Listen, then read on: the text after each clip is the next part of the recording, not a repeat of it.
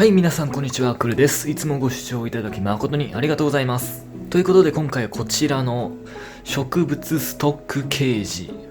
以前のウムリンパルダリウムのケージですね。これを植物ストックケージにしておりまして、この中の植物をご紹介して、そして植物も追加していきたいなと思います。では早速ご紹介していきます。はい、ということでまずはこちらの正面に映っております青絹ゴケですね。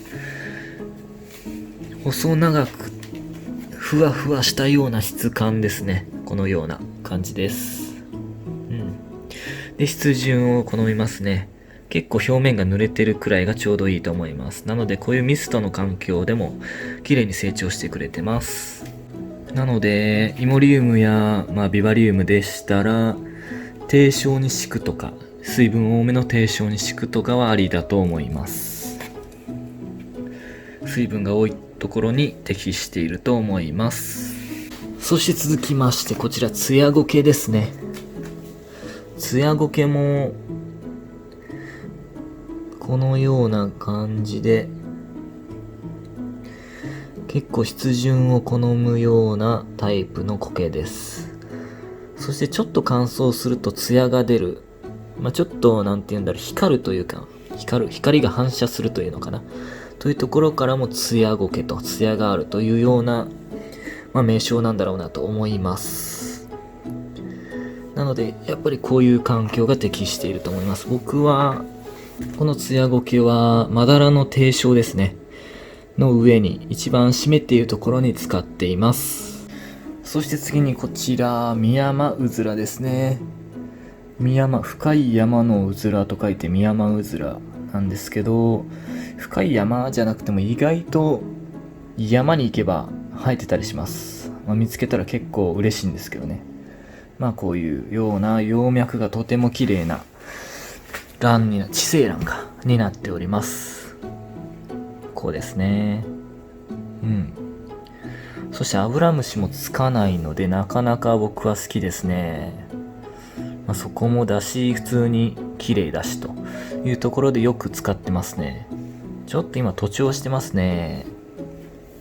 ちょっと間延びしてるような雰囲気はあります。とても育てやすいと僕は思いますね。あんま枯らしたことないんじゃないかなというくらいです。はい、ということでミヤマウズラでした。次にこちら獅子頭ですね。この獅子頭は結構大型になるタイプで、もうすでに10センチ以上にはなってるんで、これを円状に葉っぱ出していくんで、20センチとか30、40くらいはいくのかもしれないですね。本当にめちゃくちゃ成長すると。っていうところからもあまり昔は使ってたんですけど、最近は全然使っておりませんでした。ただ、次作るレイアウトするケージでは取り入れてみようかなと思っております。葉の形状はすごく好きで特徴的なんですね。これ好きなんで取り入れたいなと思っております。ただうまく育てることができるのかっていうのはまだ分かりません。試しで使いたいなと思っております。続きまして峠芝ですね。峠芝結構僕は好きです。これも実はシダ植物ということで、結構な特徴的な形してますよね。まっすぐに伸びるっていうシダ植物。獅子頭も結構特徴的な葉っぱしてるんですけど、こういうの好きですね。僕は葉は硬いし茎も硬いんでアブラムシもつきづらい、つかないですね。僕は見たことがありません。お気に入りではありますね。どこのケージでもクロカタスは入れてないか。ミヤマウズラレベルで強いです。シリケンの方の峠芝ちょっと根腐れしてる感あるんですよね。ちょっと水が溜まりすぎて霧吹き最近めちゃくちゃしてるんで、そこだけ注意か。はい。でも結構丈夫な植物です。で葉の、全長か20センチくらいにはなるのかなと思いますので、ストレートに伸びるので、そこだけ伸びた時のことを考えての配置をした方がいいのかなと思います。そして次着生蘭なんですけど、これセロジネフィンブリアータだったかな。ADA の着生蘭のシリーズですね。購入してみました。初代一番最初に購入しましたね。着生蘭の中ではこのような形状。めちゃくちゃ特徴的ですね、これ。で、新名1個出てますね。意外と強いですね。知識ゼロで購入して、ここに接着剤でつけて育ててたんですけど、意外と強い。枯れてないですね。そして次、ジュメレア、デンセフォリアス。ジュメレア・デンセフォリアス。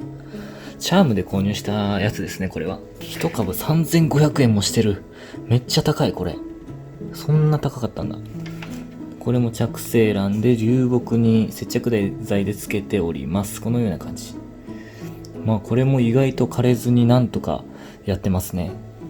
これも枯らさないようにうまく活用していきたいなと思っております。はい、続きましてこちら、ハイホラゴケですね。ちょっと見にくいですけど、これです。ハイホラゴケ、苔とついておりますが、シダ植物です。これ。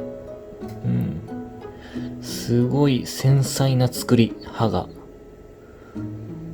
そして一応着生というのかな、岩にくっついてたり、水分が滴るようなちょっと端っこみたいなところに生えているようなので、しかも岩にくっついたりというところなんで、根元の通気性はちょっとあった方がいいのかもしれません。着生系は特にこれもですけどっていうふうに思います。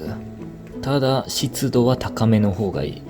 こんだけ繊細だとやっぱ乾燥に弱そうですよねっていうところもあるので、湿度高めで通気性よく管理していきたいなと思っています。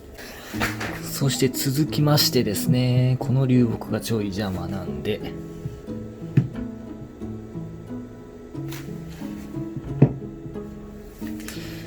これツヤゴケです。ツヤゴケを石の上に乗っけただけでもうしっかり活着してくれてます。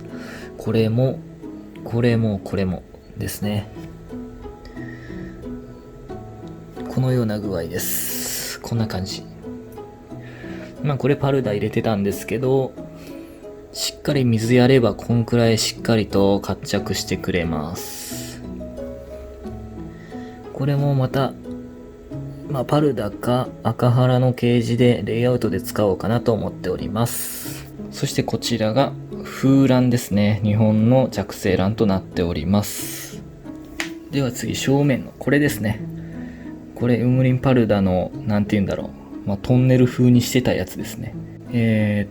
ツヤゴケを乗っけた上に豆ズタを乗っけたというような感じで、しっかり水あげてたんで活着してくれてます。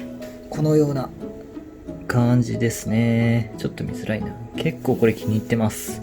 枯らしたくないんでしっかりと水分あげて光当てて育てております。またこれもどこかで使いたいと思っております。はい。そしてもう一個ありましたね、着生卵が。メディオカルカデコラタムですね。それがこれです。正直この着生卵メディオカルカがこれどうなんだろうって、枯れてるのか調子いいのかあんま分かってません。正直見た感じあんま良くなさそうですけどね、正直言うと。でもこのような感じ、流木につけてすぐどこにでも移動できるようにはしております。次にこちらが茶のひげです。以前まだらのケージに2株くらいかな植えたんですけど、それですね。結構これも気に入ってます。タマリュウってあるじゃないですか。タマリュウよりも葉が細くて長いかな。これもうまくビバリウムやパルダで使えばいい植物ではないかなと思います。はい、ということで、簡単にというかあまり知識がなくてね、申し訳ないんですけどご紹介させていただきました。では次に植物を2種類追加していきたいと思います。はい、ではまず1種類目がこちらですね。こちらカタヒバです。カタヒバ、これを追加していきます。はい、植え込み完了しました。このような葉ですね。カタヒバ、これもシダ植物です。そして一応着生植物らしいですね。岩の上とかに生えていると。そしてちょっと葉が垂れたな。植え込みが甘いか。あとは一応紅葉するというのかな。赤く葉が染まりますね。紅葉する植物ということで購入してみました。こんなに埋めちゃっていいのかっていうところと、湿度高いんでこういう環境で育てることができるのかというところを見ていきたいなと思っております。続きましてこちらなんですが、紅葉するシダ植物ということでホラシノブです。ホラシノブ、これを植えていきます。